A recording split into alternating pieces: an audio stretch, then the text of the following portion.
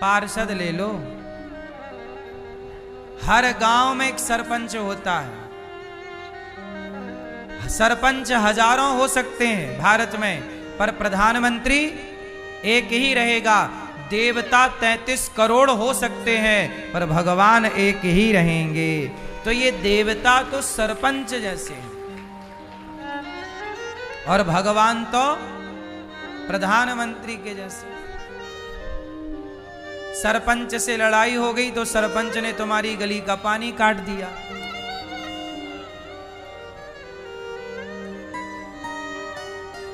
बोलो हाँ। तो सरपंच गुस्सा हो सकता है, पर प्रधानमंत्री जी को कितने लोग गालियां रोज देते हैं, वो किस पर अपना गुस्सा निकालते हैं? बोलो हाँ कि ना। किसके घर का बिजली पानी बंद करने आते हैं? बोलो हाँ। जो दिन रात प्रधानमंत्री को गाली देते हैं उनको भी बिजली पानी मिल रहा है। तो कहने का अर्थ ये है कि देवताओं की पूजा, इसलिए हमारे यहां देवताओं के मंदिर नहीं है। भारत में किसके मंदिर हैं? भगवान के। इसलिए कहता हूं भगवान की आराधना करिए। अकामः सर्व कामो वा मोक्ष कामा उदारधि तीव्रेण भक्ति योगेन यजेत पुरुषम परम। किसी की उपासना करोगे तो देवताओं के पास एक पावर है। यदि आपने इसकी कामना के लिए इस देवता की पूजा की तो वो देवता केवल वही फल दे सकता है, पर भगवान तो सब कुछ देने की सामर्थ्य रखते हैं।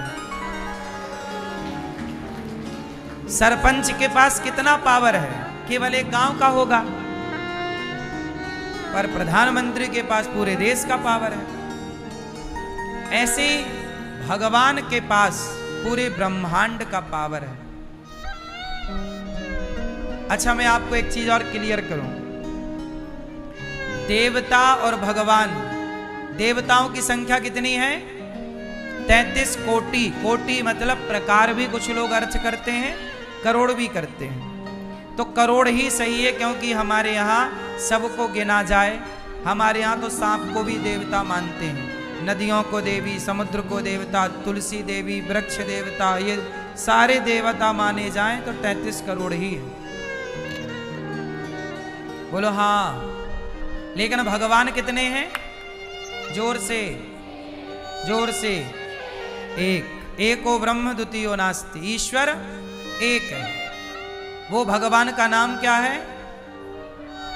उन भगवान का नाम है श्री कृष्ण, श्री राम, श्रीमन नारायण। चाहे आप उन्हें कृष्ण नाम से पुकारिए, चाहे आप उस परमात्मा को राम नाम से पुकारिए, चाहे विष्णु के नाम से पुकारिए, चाहे हरि के नाम से पुकारिए, चाहे आप नारायण के नाम से पुकारिए, बात एक ही है।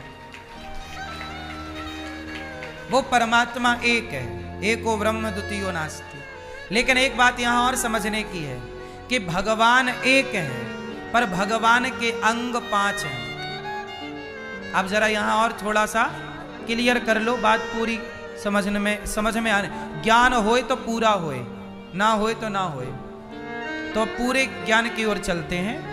भगवान एक हैं। फिर से बोल दो एक बार, ईश्वर। लेकिन उस ईश्वर के अंग 5 हैं। बात समझ में आई? जैसे आपके 2 हाथ, ये आपके ही 2 हाथ हैं, आपका अंग।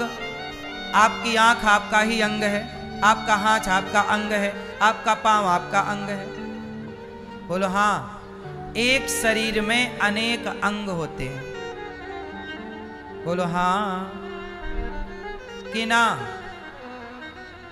पूछता ना किस अंग में दर्द है, डॉक्टर पूछता है किस अंग में दर्द है, तो अंग बताओ कि इस अंग में कि इस अंग में, लेफ्ट में कि राइट में, ऊपर के नीचे।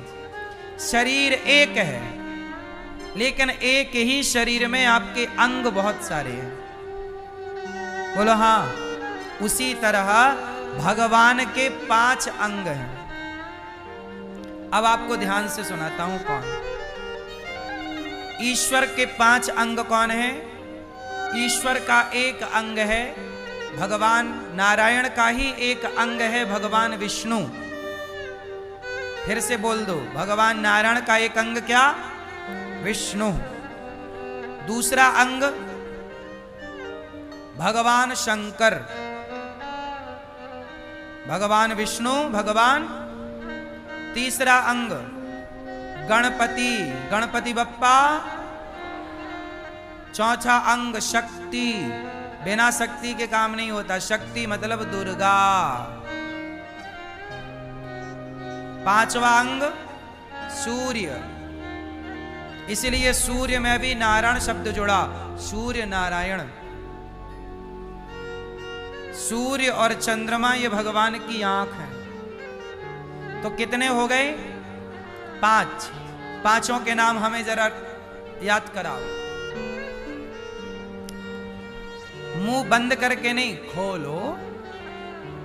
भगवान विष्णु, बोलो भगवान, जोर से।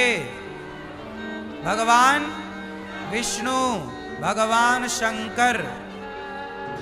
तीसरा गणपति। चौथे दुर्गा। पांचवे सूर्य नारायण। इन पांचों की उपासना सनातन संस्कृति में होती है। यदि आप भगवान विष्णु, भगवान राम, भगवान कृष्ण, नारायण, जगन्नाथ जी, बिहारी जी, राधा रमण जी, राधा वल्लभ जी, द्वारिकाधीश जी, विठलनाथ जी, बद्रीनाथ जी, ये सब एक हो गए। एक नारायण मतलब ये सब एक। शंकर मतलब 12 ज्योतिर्लिंग, शंकर मतलब हनुमान जी। हनुमान जी भी किसके भीतर आ गए? क्योंकि शंकर जी ही हनुमान जी हैं। दुर्गा, जब दुर्गा का नाम लिया तो 52 शक्तिपीठ आ गई। केला माता, काली माता, भद्रकाली माता, सारी माता आ गई। बोलो हाँ। तो इसलिए हमारे सनातन में इन 5 की उपासना। यदि आप इन 5 से अतिरिक्त 6वें की उपासना आप करते हैं तो आप गलत हैं। और यदि आप इन 5 की ही उपासना करते हैं या इन 5 में किसी एक के उपासक हैं तो आप सही हैं। ये सनातन है। हर सनातनी को ये बात जान लेना चाहिए। ये हर सनातनी के लिए है। अब कुछ लोग कहते हैं कि मैं राम को मानता हूं, कुछ लोग कहते हैं मैं कृष्ण को मानता हूं, मैं नारायण को मानता हूं, पर मैं शंकर जी को नहीं मानता। यदि कोई ऐसा कहे, कोई कहे कि मैं शंकर जी को मानता हूं पर राम कृष्ण को नहीं मानता, यदि कोई ऐसी बात कहे तो समझ लो ये 1 नंबर का गधा है।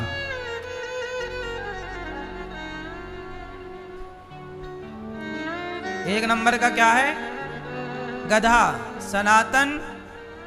सनातन धर्म का मतलब है आपको सनातन का पूरा नॉलेज होना चाहिए।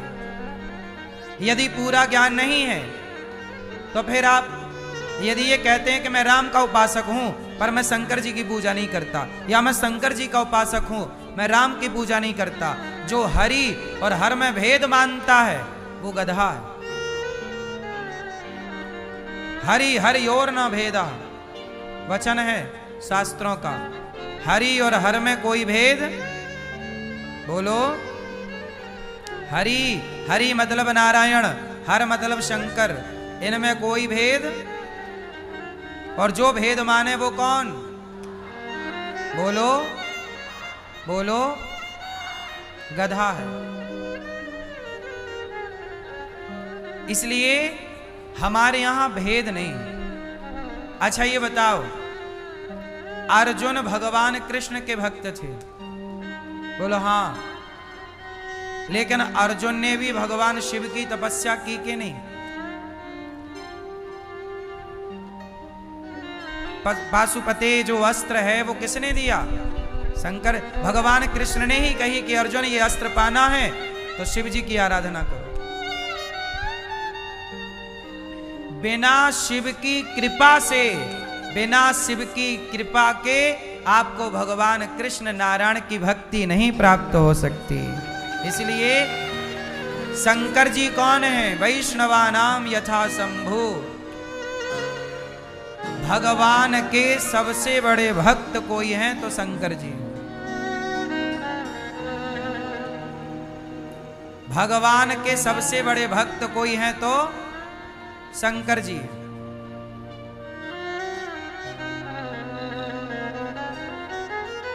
शंकर जी अपने माथे पे कैसा तिलक लगाते हैं? आड़ा, ऐसे त्रिपुंड।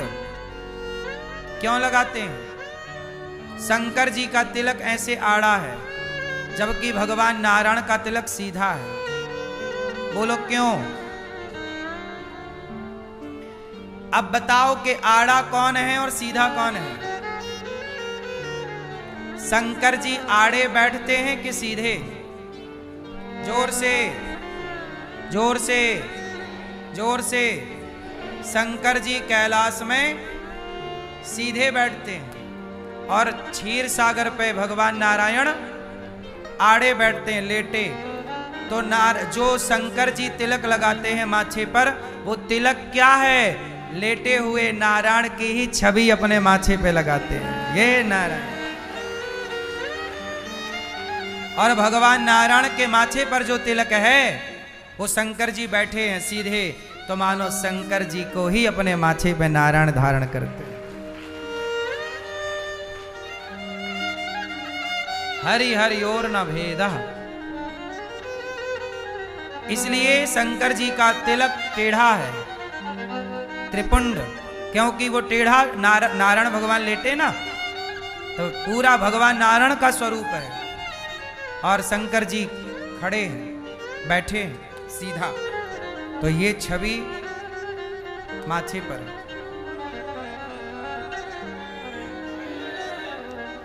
पर कुछ लोग हैं जो भेद मानते हैं। अच्छा, भेद क्यों मानते हैं? क्योंकि गधे हैं, और इन गधों को आप कैसे समझाओ? इसलिए तनिक भी भेद मानना पाप है। को बड़ छोट कहत अपराध, जो छोटा बड़ा माने वो अपराध। इसलिए सच्चा सनातनी वही है, सच्चा हिंदू वही है कि जो राम कृष्ण नारायण शिव जी दुर्गा और सूर्य और गणेश जी में अपनी आस्था रखे, सबके प्रति आस्था हो सब में। क्योंकि हमारे यहाँ कोई भी शुभ काम होगा तो पहली उपासना गणेश जी की होगी। अब आप कहो जी मैं गणेश जी को नहीं मानता, तो तुम गधे हो। गणेश जी को क्यों नहीं मानोगे? कोई भी पुराण उठा लो, कोई भी स्मृति उठा लो, अधिकांश स्मृतियों में गणेश जी की वंदना पहले है। सूरदास जी कृष्ण के भक्त हैं। बोलो, सूरदास जी किसके भक्त हैं? लेकिन सूरदास जी भक्त कृष्ण के हैं, पर पहली वंदना किसकी करते हैं? सूरदास जी की ही आरती है ये, जय गणेश जय गणेश जय गणेश देवा, माता जगी पार्वती पिता महा। ये किसने लिखा? सूरदास जी। एक दंत दयावंत, ये किसने लिखा? सूरदास जी। अब सूरदास जी जबकि कृष्ण के भक्त हैं, पर स्तुति किसकी कर रहे हैं? गाइए गणपति जगवंदन शंकर सुवन, तो गाइए। तो गणेश जी। अब तुलसीदास जी किसके भक्त हैं? राम के। बोलो, तुलसीदास जी किसके भक्त हैं? पर तुलसीदास जी राम के भक्त हैं, पर वंदना गणेश जी की कर रहे हैं कि नहीं? आप अपने को सनातनी कहते हो, पर आप गणेश जी को नहीं मानते, आप शंकर जी को नहीं मानते, भगवान नारायण को नहीं मानते, दुर्गा को नहीं मानते। यदि आप सूर्य भगवान को जल नहीं चढ़ाते, बिहार में तो सूर्य भगवान की सबसे बड़ी उपासना होती है। छठ पर्व क्या है? छठ पर्व क्या है? सूर्य भगवान की ही उपासना है छठ पर्व। धरती का सबसे बड़ा और सबसे कठिन व्रत कोई है तो छठ पर्व सबसे बड़ा है। वो कठिन है, जहां सूर्य की, जहां उगते और डूबते सूर्य की आराधना होती है छठ में, छठ पर्व में। बोलो हाँ, 3 दिन से चालू हो जाती है ना, उगते और डूबते सूर्य को प्रणाम। 4 बार उपासना होती है। मध्य सूर्य की भी उपासना होती है, बीच में 12 बजे सूर्य भगवान की। इसलिए हमारे यहां त्रिकाल संध्या होती है 3 बार।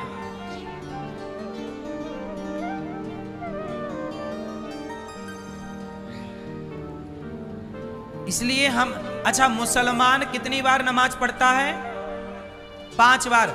मुसलमान 5 बार नमाज आज भी पढ़ते हैं। वो 5 बार अपने ईश्वर को आज भी प्रणाम करते हैं, पर आप 3 बार भी प्रणाम करना भूल गए। इसलिए तो सनातन का ह्रास हो गया। मुसलमान ने मुसलमान होकर अपनी परंपरा नहीं छोड़ी, पर हिंदू ने हिंदू होकर अपनी परंपरा छोड़ दी।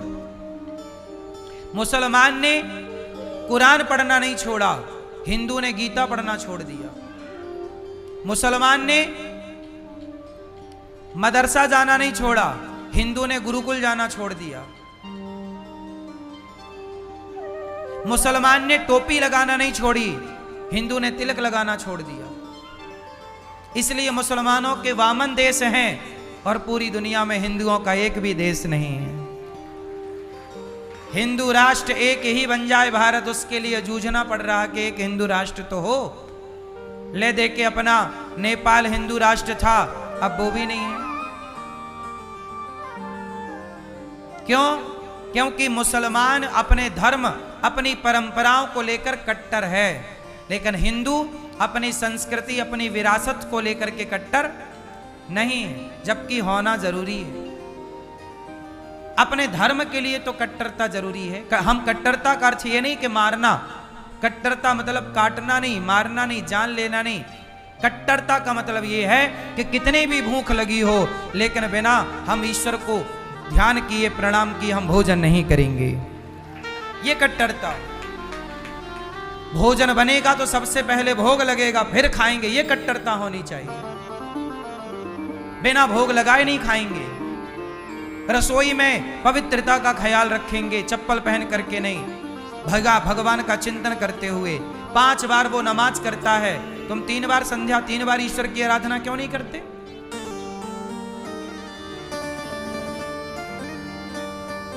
हमारी अपनी संस्कृति, पहले के जमाने में शाम को आरती होती थी। आज भी जब नमाज होती है ना, तो लाखों मुसलमान एक ही टाइम पर नमाज करते हैं। बोलो हाँ। लेकिन हिंदुओं के यहाँ संजी बेरा होती है, दिया बत्ती का टाइम। भारत के हर मंदिर में दिया बत्ती के टाइम घंटा चालू हो जाता है, टन टन टन। पहले के जमाने में सारा गांव एक जगह खड़ा होता था मंदिर में, सब लोग कीर्तन भजन करते, आरती करते, उसके बाद संध्या की ब्यारू करते, शाम का भोजन आरती के बाद। आज के जमाने में मंदिर बने हैं, पर मंदिरों में इलेक्ट्रिक मशीन लगाई गई है घंटा के लिए, टन टन टन टन टन वो बजा रही है मशीन। आजकल सोचिए हिंदुओं की ये हालत है कि घंटा घंटी शंख बजाने के लिए भी लोग मंदिरों में इकट्ठे नहीं हो पाते, वो भी मशीन लगाना पड़ता है। अब क्या होगा तुम हिंदुओं का? भाई मुसलमानों के देश तो बढ़ेंगे ना, क्योंकि वो अपने धर्म के लिए कट्टर हैं। तुम्हारी अपनी कट्टरता कहां है? शाम तो तुम्हारे लिए भी होती है, शाम मुसलमान के लिए भी होती है। मुसलमान को भी शाम को नमाज करना होता है, तो शाम को तुम्हारे मंदिरों में भी तो आरती होती है। तुम भी तो अपने घर में आरती शाम के टाइम सा परिवार खड़े होके, माँ बेटा पत्नी पति सब खड़े हो जाओ, सारे लोग एक साथ नमाज मुसलमान करता है, तो तुम सारे लोग एक साथ खड़े होके आरती क्यों नहीं करते? 5 मिनट का कीर्तन क्यों नहीं करते? भगवान का स्मरण क्यों नहीं करते? मुसलमान कभी अपने अल्लाह पे उंगली नहीं खड़ा